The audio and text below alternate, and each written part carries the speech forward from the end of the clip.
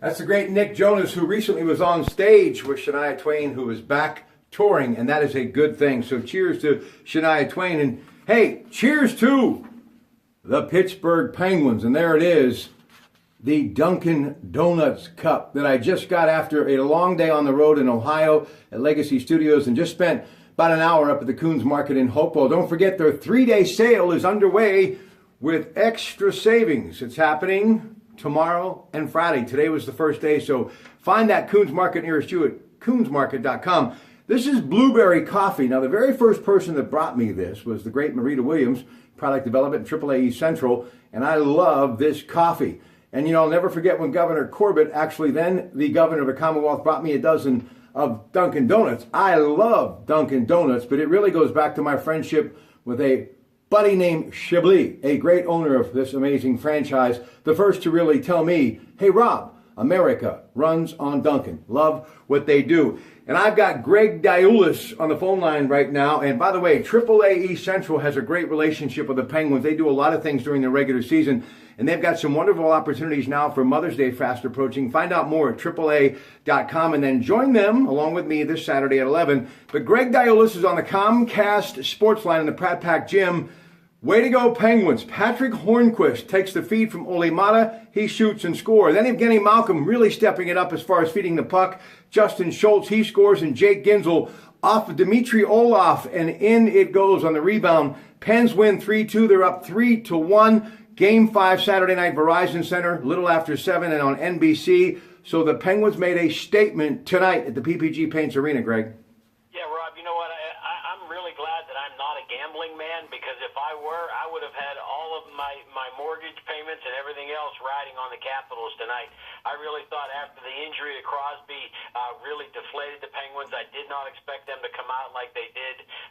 They got Hornquist to get them the jump early, really made them look like, okay, maybe we can do this. We can handle this thing, and really had the better of play until the third period. Boy, the last 12 minutes or so of the third period, it seemed as if the ice was tilted downhill towards Fleury, towards Marc-Andre Fleury's end, but he kept them in the game, kept making save after save, and really it was a nice hockey game for the Penguins to pull that one out. Now almost a commanding 3-1 lead, even though without Crosby you still think it's not a sure thing yet.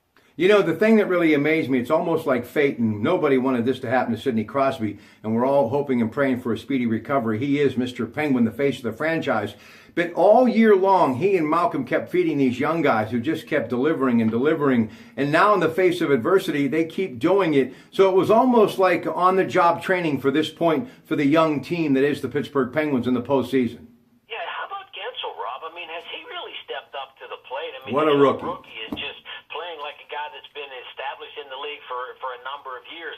Just the way sharp shooting the puck. I mean, he hit one off the post late in the game today that really would have iced the thing, and it was a dead, a really nice shot to the top corner of the net, just barely off the post. If that's an inch to the inside, that bounces off the post and goes into the net. That kid's really played like a man that is very, very valuable to them and going to be something of a presence in the future. One other thing that happened in the game, Rob, it seemed to be interesting, was whether the high sticking or the cross check to Crosby caused the officiating to be looking for those things, but there was a high sticking call against Ovechkin in the third period that, to me, I thought he was looking to play the puck. His stick ended up just getting into the midsection of the Penguin player, and then the late one with about a minute and 50 seconds to go in the game when TJ Oshie got a high sticking call that Bonino, and I don't like to see this type of thing when Bonino kind of acted it out. He acted as if he got hit in the face, and he really didn't. The stick never even got to his face, but the Pens get away with that one and therefore go on a power play, which really minimized the opportunity for the extra attacker for the Capitals. All right, let's turn the page now, talk Pirate baseball. Kutch got his 5th homer of the year, but it really was a shaky start for Jamison Taillon. They strand 10 runners, and they lose 7-2 to Cincinnati. Nice to see Kutch hitting, but boy, I'd like to have some balance with this pitching staff. Yeah, it's funny. I mean,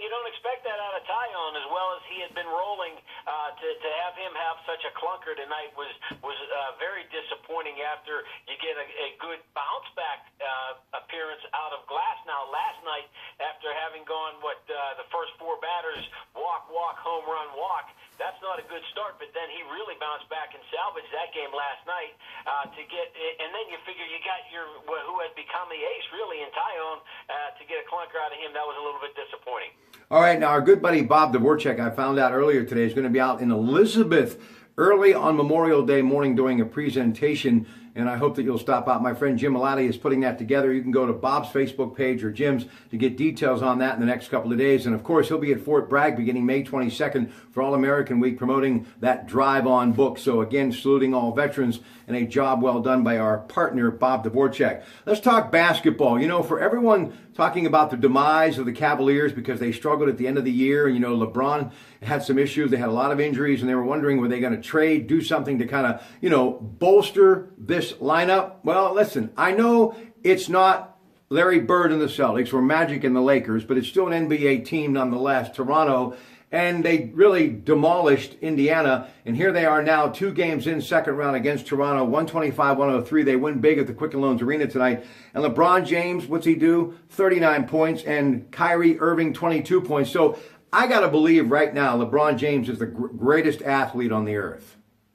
Well, that's pretty high praise when you got a guy like Usain Bolt floating around out there. But yeah, but all around it, look, Usain Bolt's not playing wide receiver in the NFL. LeBron James is. I mean, this guy could do just about anything in any athletic endeavor. He's just got the perfect frame. He's like, what, 6'9", 275, got like a 0% body fat. His vertical leap is absolutely incredible. He has great stamina. He's never suffered any serious injury, and he truly did make that leap right from high school out of Akron into the NBA, and every year he just continues to deliver. He wins in Miami, he comes back to Cleveland, where they haven't won anything since Jim Brown was carrying the football, and he wins a title there. I mean, it's hard to argue that, Greg.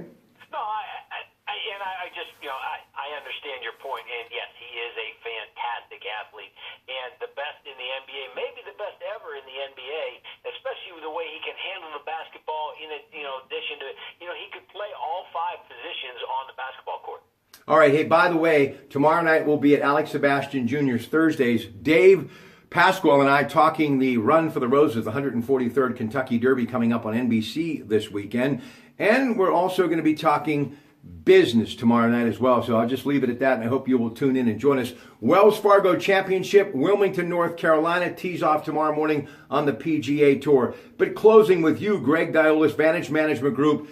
How about these Pittsburgh Penguins? The thing that amazes me the most is guys like Ginzel, a 22-year-old rookie. He has been unstoppable. And, you know, you have to start thinking about life beyond Crosby and beyond Malcolm down the road. Not now, but I just see this seamless Penguins team forming in their 50th year in the game, to where they're going to be good for the next decade and beyond if these guys stay injury-free. I mean, you're talking Sheary, you're talking Rust, you're talking Ginzel. I mean, you've got Matt Murray still there as well, and Crosby and Malcolm still relatively young. Marc-Andre Fleury playing like, you know, the fountain of youth has touched him. And Mike Sullivan is old school with the new rule. He's a perfect guy behind the bench. You gotta love what Lemieux and Rutherford and company have done with this franchise that we're so happy to have in Pittsburgh.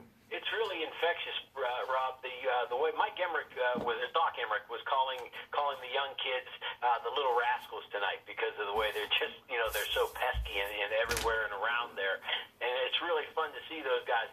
They're not in the mold of Crosby and Malkin in the sense that they possess the puck and just, with their brute strength and those types of things, but they are so pesky and they just keep coming at you.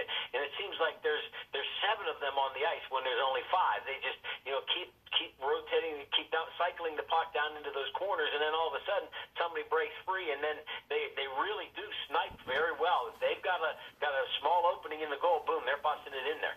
Game 5, Saturday night, Verizon Center. Doc Emmerich again when the puck drops a little after 7 and on NBC. Now for my buddy Greg Diolis, Rob Pratte, thank you for a very busy day, but a productive day, and we ended by saying good night from the Pratt Pack Gym.